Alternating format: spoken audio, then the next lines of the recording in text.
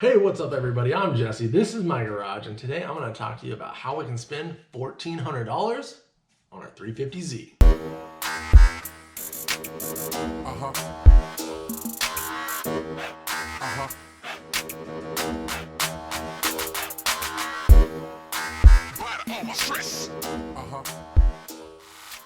Alright, all the DE boys in the house gather around because we're about to spend $1,400 on our DE and try to make as much power as possible.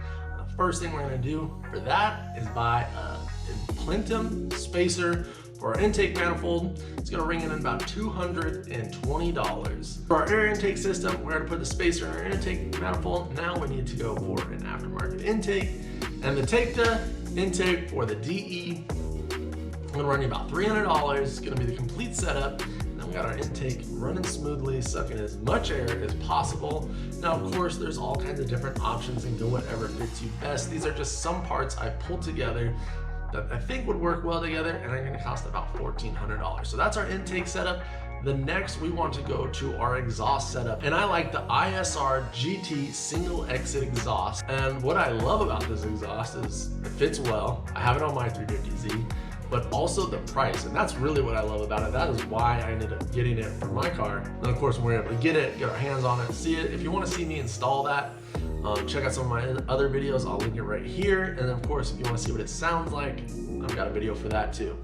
So we got our intake, we've got our intake spacer, and then we've got our exhaust. So we're about $900 right there, give or take a little bit. And then the next thing we want to do is we want our engine to run efficiently and optimize that efficiency for the parts that we're putting on there. So we need to get this thing tuned. Now, if you want to take it down, get some dyno time, perfect. If we can't do that, Z1 of course has our UpRev flash, mail-in flash tune. I'm doing that on my 350Z. It costs about $300.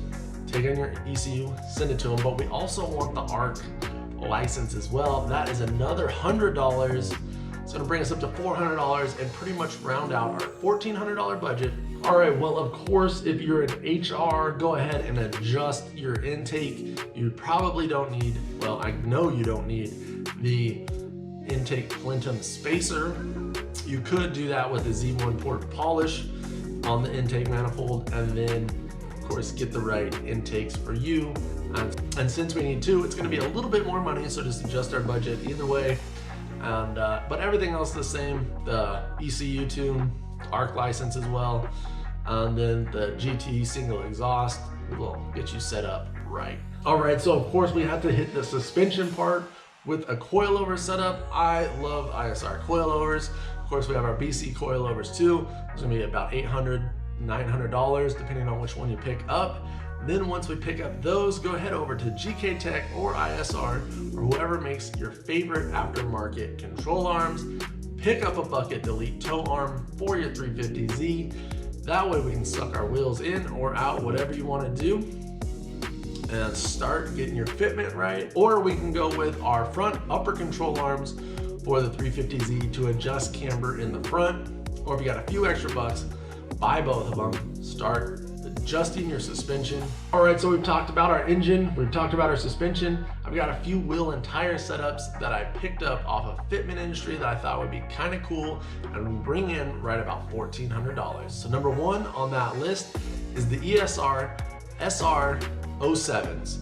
Now these are 18 by 9.5 plus 22 with a 245/35 tire on all around, and it looks, wheel and tire combo brings in at about $1,451 plus whatever tax they're gonna charge you. You know, you're gonna get the shipping for free, and it looks pretty cool.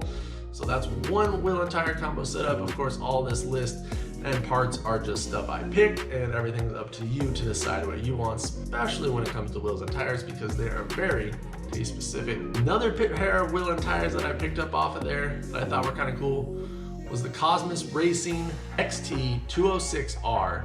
These are 18 by 9.5 as well with a 245/40 tire on them. Now this setup rings in at about $1,500, so it's a little bit over budget, but I figure you're right there and it's close to that $1,400. Throw a little bit extra if you want to get these wheels on there. And the last ones I picked off the list The last ones on the list for wheels and tires are the MST 18 by 8.5, and then an 18 by 10 in the rear, so you can get a staggered setup on this one. 225/40, 245/40 in the rear. Now this is the cheapest one on the list. This is actually under the $1,400 tier, $1,360. Now of course these are kind of a knockoff of the Inky RSP1, whatever it is, but they still look good. No one's gonna be able to tell when you're going down the road. All right, well, thank you so much for watching. If you got any value out of this, or at least some entertainment, hit that like button for me. If you wanna see more stuff like this, hit that subscribe button. We've got 350Z, 300ZX, 240SX, and who knows what other kind of content on this channel. Watch some of the other videos to get caught up to speed on what's going on our builds. This is at least to get you thinking about maybe you wanna modify your car, maybe you're thinking about the different parts you want, but this will get you at least to know how to spend some of your hard-earned money. Thank you so much for watching. Follow me on Build Theory, Support the Garage on Patreon at Jesse's Garage. And until then, I'll see you next time.